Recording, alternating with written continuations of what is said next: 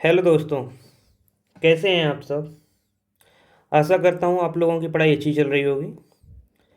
हम संविधान की प्रस्तावना पर बात कर रहे थे, जिसमें हमने शासन शक्ति का स्रोत जनता को बताया और उसे हमने ब्रीफ किया। उसके बाद हम शासन शक्ति का जो स्वरूप है उस पर हम बात कर रहे थे, और हमने इसमें संपूर्ण प्रभुत्व संपन्न और समाजवाद दो टॉपिक पढ़ लिए थे।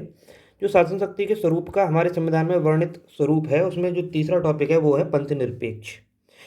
आइए आज हम पंथ निरपेक्ष पर बात करते हैं कि पंथ निरपेक्षता क्या है, और इसके बारे में थोड़ा बहुत जानने की कोशिश करेंगे जो हमारे एग्जाम के पॉइंट ऑफ व्यू से जरूरी है। देखो, पंथ निरपेक्ष तीन तरह के राज्यों से भिन्न होता है। जो राज्य पंथ निरपेक्ष होता है उसमें ये तीन चीज़ें नहीं पाई जाती हैं। पहले हम ये समझेंगे, उसके बाद देखेंगे कि पंथ निरपेक्षता से तात्पर्य क्या है। तो सबसे पहली चीज़ है कि पंथ निरपेक्ष राज्य में क्या क्या चीज़ें नहीं पाई जाती हैं। तो पहली चीज़ है, पंथ निरपेक्ष राज्य उन साम्यवादी राज्यों से अलग होता है जो धर्म विरोधी होते हैं। मतलब ऐसे साम्यवादी राज्य जो धर्म का विरोध करते हैं, ये उनसे अलग होता है। जैसे हमारा भूतपूर्व सोवियत संघ हुआ करता था। दूसरा हो जाता है कि पंथ निरपेक्ष राज्य उन धर्म तंत्रीय राज्यों से भी अलग होता है जिनका प्रमुख राज्याध्यक्ष होता है। जैसे कि वेटिकन सिटी, वहाँ धर्म ग्रंथ ही उस राज्य का संविधान होते हैं। जो धर्म का प्रमुख है, जो चर्च का प्रमुख होता है, वही राज्य का भी प्रमुख हो जाता है।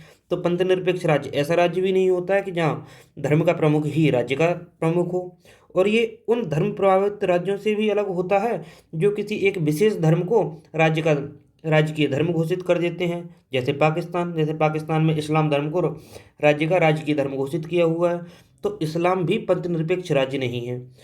तो हमने समझा कि ये उन साम्यवादी राज्य, मतलब जो हमारा सोवियत संघ था, वो धर्म विरोधी था। मतलब इसे एंटी रिलीजियस बोला जाता है, वहाँ धार्मिक स्वतंत्रता नहीं थी। तो ऐसे राज्य जो किसी भी नागरिक को या व्यक्ति को उसके धर्म के या मतलब धार्मिक आचरण करने की स्वतंत्रता, या कोई भी धर्म धारण करने, या धर्म से रिलेटेड कोई भी क्रियाकलाप या पूजा पाठ, जैसे भी वो अपने धर्म को मानता है वो सब करने की आज़ादी नहीं देते हैं, उस देश को भी हम पंथ निरपेक्ष नहीं कह सकते। और जहाँ धर्म ही सब कुछ हो, जैसे कि मैंने वेटिकन सिटी का एग्जांपल लिया था कि वेटिकन सिटी में जो चर्च का प्रमुख होता है, वही देश का प्रमुख भी होता है। और जो भी धार्मिक ग्रंथ हैं, जैसे कि वहाँ का बाइबल है, तो बाइबल ही उनका संविधान है। इसी प्रकार जैसे हमने पाकिस्तान का एग्जाम्पल लिया था, पाकिस्तान ने अपना राजकीय धर्म इस्लाम को घोषित किया हुआ है। तो ऐसा भी कोई देश जिसका अपना कोई राजकीय धर्म घोषित हो और सिर्फ उसी धर्म के लोगों को धार्मिक आचरण करने की स्वतंत्रता हो, बाकी जो दूसरे धर्म के लोग हैं उन्हें अपने धर्म के अनुसार धार्मिक आचरण करने की स्वतंत्रता ना हो, उन देशों को भी हम पंथ निरपेक्ष राष्ट्र नहीं कह सकते। हम देखते हैं कि पंथ निरपेक्षता का अर्थ क्या है। तो पंथ निरपेक्षता से जो तात्पर्य है उसे हम तीन आधारों पर देख सकते हैं, जो कि हमने पीछे भी समझा कि वो देश पंथ निरपेक्ष देश होगा जिसका कोई राजकीय धर्म नहीं होगा। ऐसा देश जो धर्म के आधार पर भेदभाव नहीं करता हो, अपने जो अनुयायी हैं, उसकी जो प्रजा है, जो लोग हैं, जनता के साथ धर्म के आधार पर कोई भेदभाव नहीं करता है, वो देश पंथ निरपेक्ष होगा। और जो अपने देश के प्रत्येक नागरिक को उसकी इच्छा के अनुसार धार्मिक स्वतंत्रता की आज़ादी देता है, वह देश भी पंथ निरपेक्ष होगा। जैसे कि भारत में हिंदू, मुस्लिम, सिख, जैन, बौद्ध सभी तरह के धर्म पाए जाते हैं। और भारत किसी भी व्यक्ति को या किसी भी धार्मिक व्यक्ति को जो जैसे भी रहना चाहे, जैसे भी अपने जो भी धर्म मानना चाहे, किसी को उसकी धार्मिक धर्म पर प्रतिबंध, किसी के धर्म पर प्रतिबंध भारत नहीं लगाता है। तो हमने पंथ निरपेक्ष समझा कि कैसे लोग, मतलब क्या कौन से तत्व ऐसे हैं जो पंथ निरपेक्षता के विरोध में हैं, और पंथ निरपेक्ष होने के लिए कौन कौन से तत्व अनिवार्य अनिवार्य हैं। पहला है, राज्य का कोई राजकीय धर्म नहीं होना चाहिए। दूसरा है कि राज्य धर्म के आधार पर भेदभाव नहीं करता हो। तीसरा, प्रत्येक व्यक्ति को धार्मिक स्वतंत्रता का अधिकार हो। तो आइए हम लिखते हैं अगली लाइन। भारत किस सीमा तक एक पंथ निरपेक्ष राज्य है, या भारत की राजनीति में धर्म की भूमिका क्या है। ये एक प्रश्न बन सकता है, यूपीएससी में ऐसे प्रश्न पूछे जाते हैं। आइए हम थोड़ी सी इस पर बात कर लेते हैं ताकि इस आंसर को हम आसानी से लिख सकें और समझ सकें। देखो, संवैधानिक तौर पर तो भारत एक पंथ निरपेक्ष राज्य है।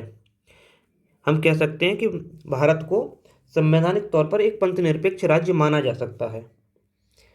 उसमें हम पहला पॉइंट देंगे कि भारत में राज्य का कोई राजकीय धर्म नहीं है, और प्रस्तावना भारत को पंथ निरपेक्ष घोषित करती है। प्रस्तावना भारत को पंथ निरपेक्ष घोषित करती है। दूसरा हम मानेंगे, भारत के संविधान में समानता का अधिकार एक मौलिक अधिकार है।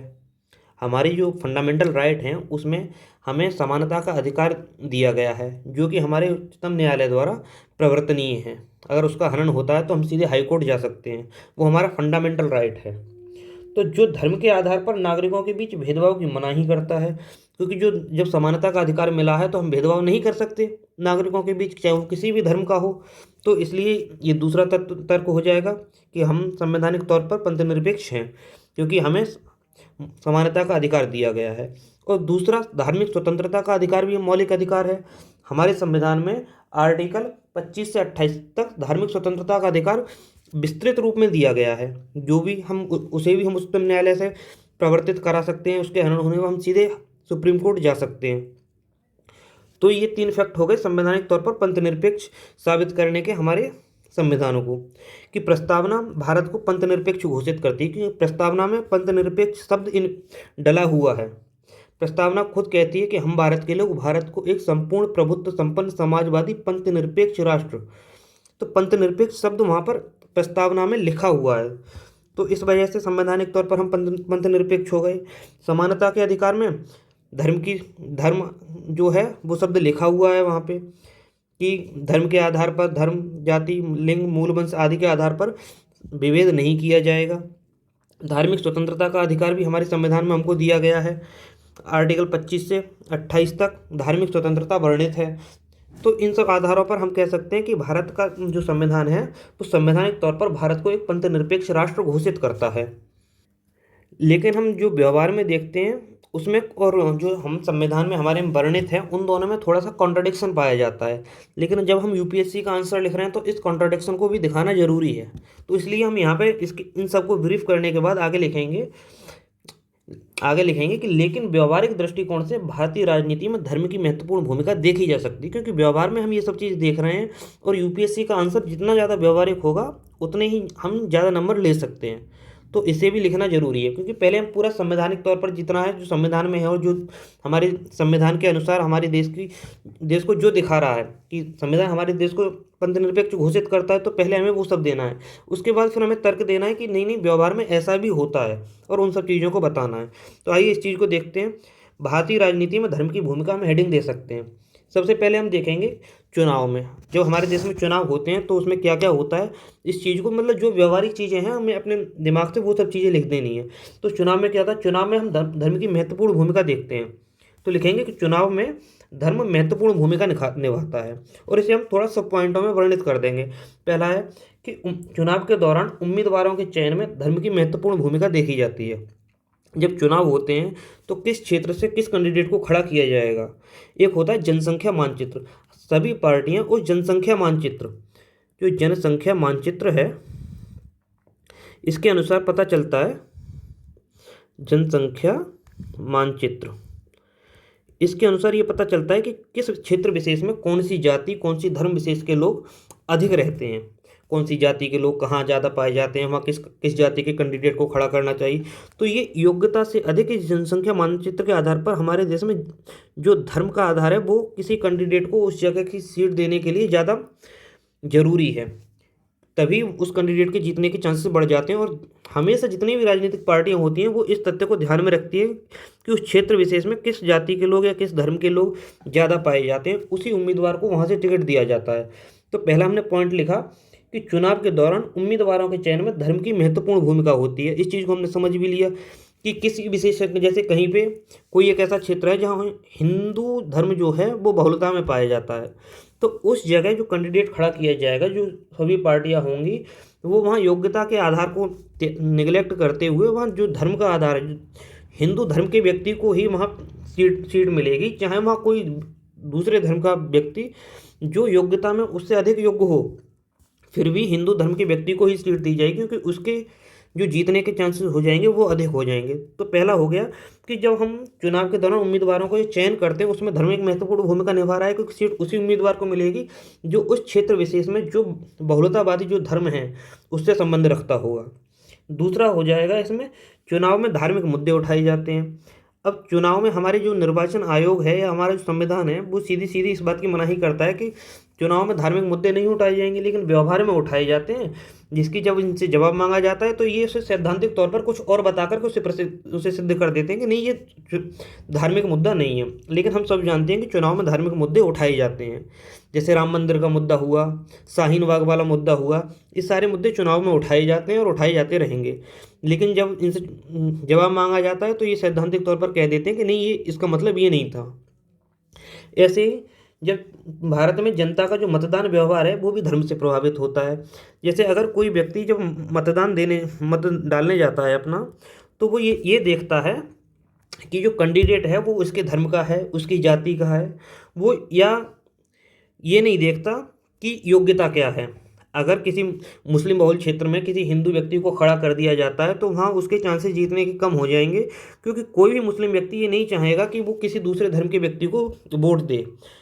कुछ 2-4% लोग ऐसे होते हैं जो समझदार होते हैं और योग्यता के आधार पर व्यक्ति को प्रेफरेंस देते हैं। ऐसे ही अगर कोई हिंदू बाहुल क्षेत्र है और वहाँ किसी मुसलमान व्यक्ति को खड़ा कर दिया जाए या किसी अन्य धर्म के व्यक्ति को खड़ा कर दिया जाए तो वो उससे उतने ज़्यादा कनेक्ट नहीं हो पाएंगे और उसे मतदान नहीं देंगे वो जितना वो अपने धर्म और अपनी जाति को प्रेफर करते हैं। तो यहाँ हम देखते हैं कि चुनाव में जो धर्म है वो महत्वपूर्ण भूमिका निभा रहा है। इसी प्रकार हम दूसरा पॉइंट लेते हैं कि चुनाव के बाद जब मंत्रिपरिषद का गठन होता है और राजनीतिक पदों का वितरण होता है तो उसमें भी धर्म और जाति जैसे कारक महत्वपूर्ण भूमिका निभाते हैं। क्योंकि अब चुनाव तो इन लोगों ने जीत लिया, अब मंत्रिपरिषद का गठन हो रहा है और इन्हें अगली बार जब एक पंचवर्षीय योजना पूरी हो जाएगी तब भी इन्हें जनता के बीच में जाना है। तो यहाँ ये देखेंगे कि मंत्रिपरिषद में किस किस लोग को, ये किस किस धर्म और किस किस जाति के लोगों को मंत्रिपरिषद में मंत्री का पद दे रहे हैं, क्योंकि फिर जनता इनसे जवाब मांगेगी कि एक जाति विशेष या धर्म विशेष के लोग को अगर मंत्रिपरिषद में ये जगह नहीं देते हैं तो जनता के सामने ये कैसे बोलेंगे कि हमने आपका प्रतिनिधि चुना था, क्योंकि जनता हमेशा अपने धर्म के आधार पर ही प्रतिनिधि को देखती है। इसलिए अगर कोई योग्य व्यक्ति भी होता है उसके स्थान पर, जैसे अगर 10 लोग हिंदू धर्म से हैं और वो योग्य हैं, फिर भी उनके आधार पर उनमें से 2 या 3 को ही चुना जाएगा ताकि सभी धर्मों के लोग मंत्रिपरिषद में आ सकें और कोई भी धर्म ये सवाल ना कर सके कि हमारे धर्म को मंत्रिपरिषद में प्रतिनिधित्व नहीं था। इसी प्रकार तीसरा हम देखते हैं कि व्यवहार में कुछ सीमा तक सरकार की नीतियां जो हैं वो भी धर्म से प्रभावित होती है, कि जो जो राजनीतिक पार्टियां होती हैं वो किसी एक धर्म विशेष को अपने मतलब धर्म विशेष को लेकर चलती हैं। जैसे हम जानते हैं कि यूपी में बीजेपी और सपा 2 पार्टियां हैं, लेकिन हम सब जानते हैं कि अगर बीजेपी जीतकर आती है तो किस धर्म की ओर उसका झुकाव ज़्यादा होगा, या सपा आती है तो वो क्या क्या विकास कार्य करेगी और किस धर्म को अपने केंद्र में लेकर चलते हैं ये लोग। तो ये व्यवहारिक तौर पर हम सीधा सीधा पार्टियों या किसी राजनेता का नाम लिखने से यहाँ बचना चाहिए, लेकिन हम सब जानते हैं ऐसा होता है। तो हम लिख सकते हैं कि व्यवहार में कुछ सीमा तक सरकारी जो नीतियां हैं वो भी धर्म से प्रभावित होती हैं। कुछ सीमा तक व्यवहार में मतलब कुछ सीमा हमें टारगेट लिख देना चाहिए ताकि ये अनयूजुअल सा ना लगे। इसी प्रकार हम जो चौथा पॉइंट लेंगे वो लेंगे, भारत में धर्म पर आधारित अनेक संगठन हैं जो व्यवहार में सरकार की नीतियों को प्रभावित करने का कार्य करते हैं। हम सब जानते हैं कि बहुत सारे संगठन चलते हैं, जैसे विश्व हिंदू परिषद है। तो जब उन्हें अपना कोई कार्य कराना होगा या सरकार कोई ऐसी नीति बनाना चाहेगी जो हिंदुओं के खिलाफ हो या उन्हें हिंदुओं के पक्ष में किसी नीति का बनवाना, तो आंदोलन कर देंगे या भारत बंद का ऐलान कर देंगे, हड़ताल करा देंगे, ये सब चीज़ें कराएंगे और सरकार को मजबूरी बस उनकी बात माननी पड़ेगी। तो बहुत सारी संस्थाएं ऐसी होती हैं जो सरकार की नीतियों को प्रभावित करती हैं, जो कि धार्मिक संस्थाएं होती हैं, और ऐसी हजारों संस्थाएं भारत में पाई जाती हैं।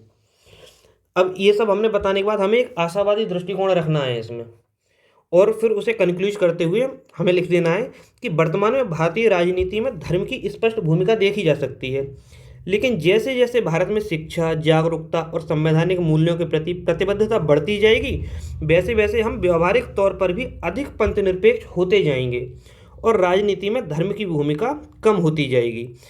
तो इस कंक्लूजन के साथ हम अपने उत्तर को समाप्त करें ताकि हम एक आशावादी दृष्टिकोण के साथ और संवैधानिक मूल्यों की तरफ अग्रसर होते हुए दिखाई दें।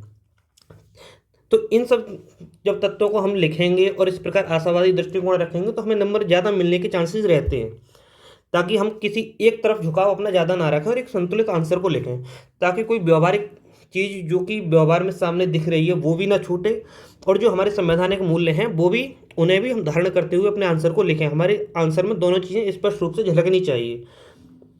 आइए हम आगे देखते हैं कि पंथ निरपेक्ष और जो धर्मनिरपेक्ष और पंथ निरपेक्ष है, इन दोनों में अंतर क्या है। ये एक बहुत ही इथिकल क्वेश्चन है, मतलब इथिकल क्या कहेंगे, ये एक ऐसा चीज़ है कि लोग, हमारे संविधान में धर्मनिरपेक्ष और पंथ निरपेक्ष दोनों शब्द बोले जाते हैं कि भारत एक धर्मनिरपेक्ष राष्ट्र है। कुछ लोग बोलते हैं कि भारत एक पंथ निरपेक्ष राष्ट्र है, और हम मोस्टली इन दोनों शब्दों का अर्थ जो है वो एक ही मान लेते हैं। तो हम समझते हैं कि इन दोनों में अंतर क्या है। आइए समझते हैं। देखो, धर्मनिरपेक्ष, धर्मनिरपेक्ष, धर्मनिरपेक्ष को इंग्लिश में ही बोल दिया जाता है सेक्युलर।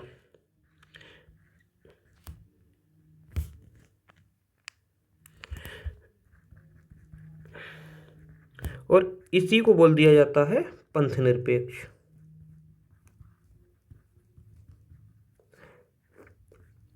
तो मोस्ट ऑफ द चांस यही होता है कि इन दोनों का अर्थ सेम निकले, लेकिन हमें बारीक अंतर को जानना है, उसे हम समझने की कोशिश करते हैं। देखो, हम सबसे पहले लेंगे सेकुलर को, क्योंकि हमारे संविधान का जो मूल संविधान था वो हमारा इंग्लिश में लिखा गया था, जो, और उसमें जो वर्णित शब्द है वो है सेकुलर। तो हम सेकुलर से ही इन सब चीज़ों को डिफाइन करेंगे। अब सेकुलर क्या होता है? सेकुलर का अर्थ होता है, सेकुलर जो शब्द बना है वो बना है रिलीजन से, रिलीजन। अब रिलीजन क्या है? तो जो सेकुलर जो बनता है उसका पूरा अर्थ हो रिलीजन से तटस्थ था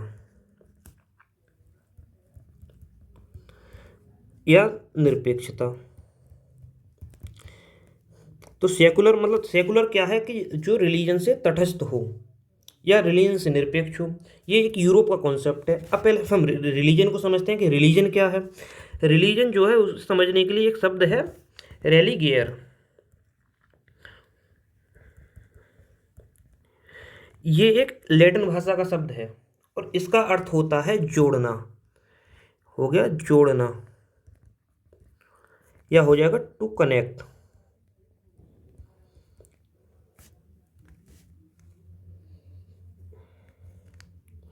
टू कनेक्ट,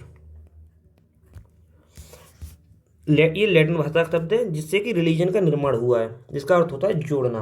अब क्या जोड़ना? इसके अंदर होता है कि जो ईश्वर और मनुष्य को जोड़े उसे हम रिलीजन कहते हैं। तो रेलिगेयर का अर्थ हो गया जो ईश्वर और मनुष्य को जोड़े, वो है रिलीजन। या पारलौकिक को इहलौकिक से जोड़े। तो रिलीजन एक ऐसा शब्द है जो पारलौकिक को इहलौकिक से जोड़ने का जो क्रम है उसे उसे हम रेलिगेयर कहेंगे, उसी से रिलीजन बना है। या ईश्वर को जो मनुष्य से जोड़ने के लिए हम जो बोलेंगे उसे रेलिगेयर बोलेंगे। ईश्वर को मनुष्य से जोड़ने का जो क्रम है उसमें रेलिगेयर शब्द बीच में आता है और रेलिगेयर से रिलीजन बना है। तो इसे कह सकते हैं जैसे कि धर्म ग्रंथ हो गया। अब रेलिगेयर क्या है? धर्म ग्रंथ। धर्म ग्रंथ का क्या काम है? ईश्वर को मनुष्य से जोड़ना, मनुष्य को ईश्वर से जोड़ना, या ईश्वर, पारलौकिक सत्ता, इन सब में जो विश्वास करता है वो एक रिलीजियस व्यक्ति है, क्योंकि वो धर्म ग्रंथ में विश्वास कर रहा है, ईश्वर में विश्वास है, पारलौकिक सत्ता में विश्वास है, उपासना पद्धति के माध्यम से ईश्वर से जुड़ रहा है। तो ये सब चीज़ रिलीजन के अंदर आ जाएंगी। पूजा पाठ करना, ये सब रिलीजन है। तो इन सब से निरपेक्ष होना या तटस्थ होना ही पंथ निरपेक्ष है। मतलब जिसमें पारलौकिक सत्ता, धर्म ग्रंथ, ईश्वर, पूजा पाठ की पद्धति, जो भी तरीके हैं उपासना पद्धति के, या जो भी कुछ है जो ईश्वर को इहलौकिक और जो पारलौकिक है उनको आपस में जोड़ता हो, उससे तटस्थता को हम सेकुलर कहते हैं। अब सेक्युलर का अर्थ बताया हमने दो, एक है धर्मनिरपेक्ष और एक है पंथ निरपेक्ष। अब पहले हम धर्मनिरपेक्ष को समझते हैं कि ये इस सेंस में सही है या नहीं। अब धर्मनिरपेक्ष क्या है? धर्मनिरपेक्ष जो बना है वो बना है ध्री धातु से, इसे लिखेंगे हम धर्म। अब धर्म किस शब्द से निकला है? ये निकला है संस्कृत की धातु है ध्री, ये ध्री धातु से बना है। और ध्री का अर्थ होता है धारण करना, धारण करना या स्वीकार करना भी कहा जा सकता है, स्वीकार करना, स्वीकार करना। धर्म जो है, धर्म बना है संस्कृत की ध्री धातु से, और ध्री का अर्थ होता है धारण करना। अब धारण करना मतलब इसका कह सकते हैं हम जो धारणीय है, जो धारणीय है, करणीय है,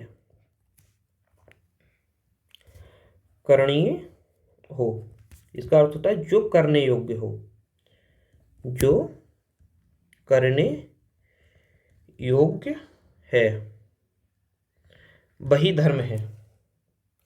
क्योंकि देखो गीता में कहा गया है धार्यते इति धर्म, जिसको धारण किया जा सके वही धर्म है। तो धर्म क्या हुआ? जो करने योग्य, जो धारण करने योग्य है वही धर्म है। ऐसे ही महाभारत में कहा गया है धर्मो धारयति जगत, जगत को धर्म ही धारण करता है।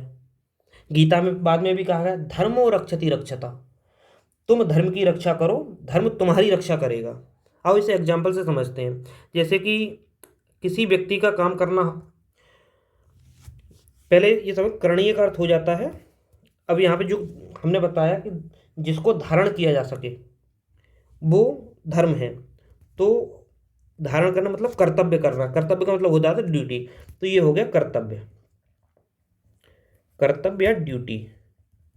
अब जैसे किसी व्यक्ति का कार्य, किसी व्यक्ति को जो कार्य दिया गया है, अगर वो अपना कार्य ठीक से करता है, अपने कर्तव्य, जो उसका कर्तव्य है वो कर्तव्य पूरा करता है, तो समाज में जो जो कुछ वैसे तत्व हैं, उपद्रवी तत्व वगैरह, ये सब खत्म हो जाएंगे। क्योंकि प्रत्येक व्यक्ति जब अपने कर्तव्य के अनुसार जो उसका कर्तव्य है वो कार्य करेगा, तो किसी का किसी से विवाद नहीं होगा, विवाद नहीं होगा तो एक अच्छे समाज का निर्माण होगा।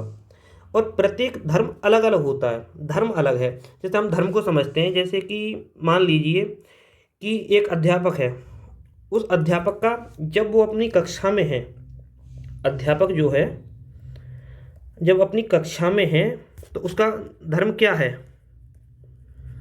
कक्षा में तो उसका धर्म है पढ़ाना, पढ़ाना। लेकिन जैसे ही वो अपनी कक्षा से जाता है और मान लीजिए कि अपने किसी फ्रेंड से मिला, अपने किसी फ्रेंड से मिलता है, उस समय उसका धर्म जो पढ़ाना है, जो शिक्षक धर्म है, वो शिक्षक धर्म उसका कक्षा तक सीमित है। जैसे ही कक्षा से वो बाहर निकलेगा उसका धर्म, और फ्रेंड से मिलता है किसी से, जैसे किसी फ्रेंड से मिल जाएगा तो उस समय उसका धर्म परिवर्तित होकर हो जाएगा मित्र धर्म।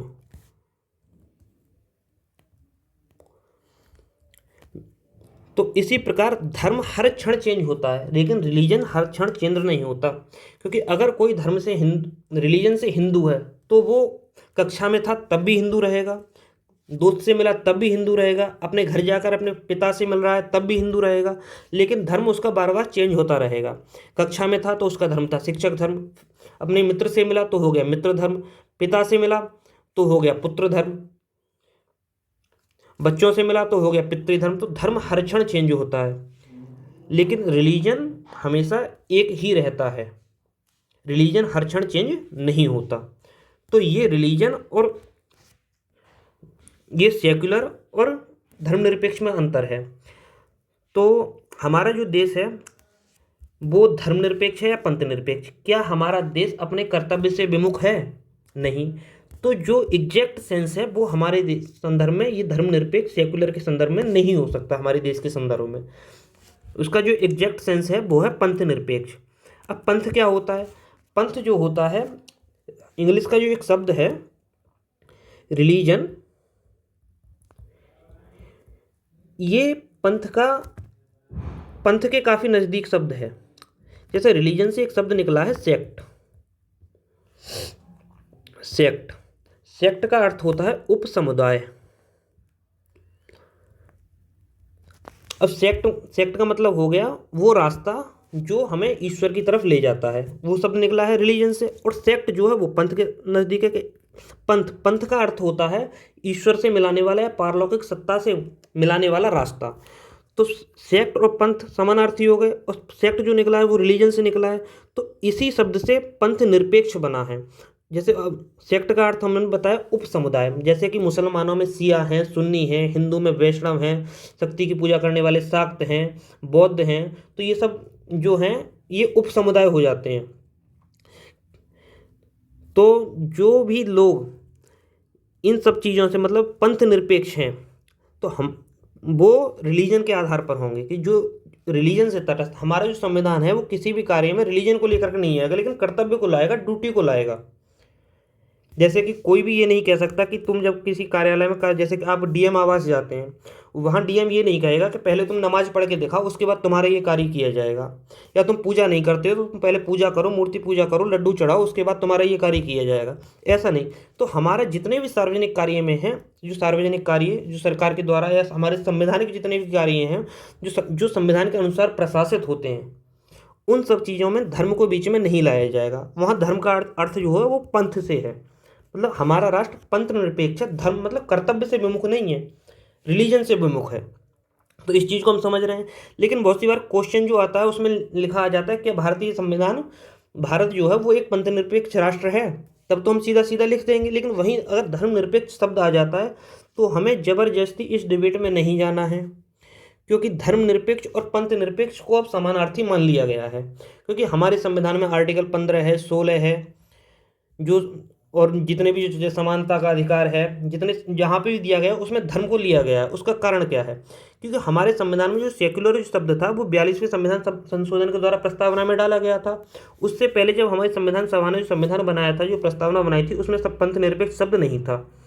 तो उन्होंने इस शब्द पर इतना मान्यूट एनालिसिस नहीं किया था। लेकिन जब 42वां संविधान संशोधन जो कि 1976 में हुआ था, उस समय जब इस शब्द को ऐड किया गया तो इस चीज़ को समझा गया और इसको पंथ निरपेक्ष लिखा गया कि हमें कर्तव्य से विमुख नहीं, हमें रिलीजन से विमुख, जो देश है हमारा वो रिलीजन से विमुख है। तो इसलिए जब भी हम आंसर लिखें, अगर क्वेश्चन खुद बता रहा है हमें कि क्या क्वेश्चन में पूछा गया कि क्या भारत एक धर्मनिरपेक्ष राष्ट्र है, तो हमें उस धर्मनिरपेक्ष को पंथ निरपेक्ष मानकर ही धर्मनिरपेक्ष शब्द का यूज करते हुए आंसर को लिखना है। लेकिन हाँ, कभी ऐसे इंटरव्यू है या कहीं पे पूछा जाता है कि पंथ निरपेक्ष और धर्मनिरपेक्ष में क्या अंतर है, अगर इन सब चीज़ों को पूछा जा रहा है तो हम पंथ निरपेक्ष और धर्मनिरपेक्ष की जो डिबेट हमने अभी की, इन सब बातों को लिखेंगे। लेकिन कहीं पर अगर इस शब्द की जरूरत नहीं लग रही है कि वो सेंस क्वेश्चन यही पूछने की कोशिश कर रहा है कि उसने शब्द धर्मनिरपेक्ष लिखा है लेकिन उसका जो सेंस निकल कर आ रहा है कि वो पंथ निरपेक्ष के बारे में ही पूछ रहा है, तो हमें धर्मनिरपेक्ष शब्द का यूज करते हुए अपने आंसर को कंप्लीट करना है। तो आज हमने एक जो संविधान के जो हमने स्वरूप बताया था उसमें हमने धर्मनिरपेक्ष किया, भारत का संविधान धर्मनिरपेक्ष है, धर्मनिरपेक्ष और पंथ निरपेक्ष इसमें क्या अंतर है, इस चीज़ को समझा था। अगले टॉपिक में हम लोकतंत्र को कंप्लीट करेंगे। यदि आपको ये क्लास पसंद आ रही हो तो प्लीज़ इसको चैनल को सब्सक्राइब करो, वीडियो को लाइक करो, तो अपने दोस्तों के साथ शेयर करो और कमेंट करके बताओ कि क्लास कैसी लगी। जब आप लोग इस चैनल को सब्सक्राइब करेंगे तभी मैं मोटिवेट रह पाऊँगा और आपको अच्छा कंटेंट दूंगा। इसलिए कोशिश कीजिए कि ज़्यादा से ज़्यादा लोग चैनल को सब्सक्राइब करें, वीडियो को लाइक करें और कमेंट करके अपनी राय हमें ज़रूर बताइए। हम उस पर काम करने की कोशिश करेंगे। Thank you.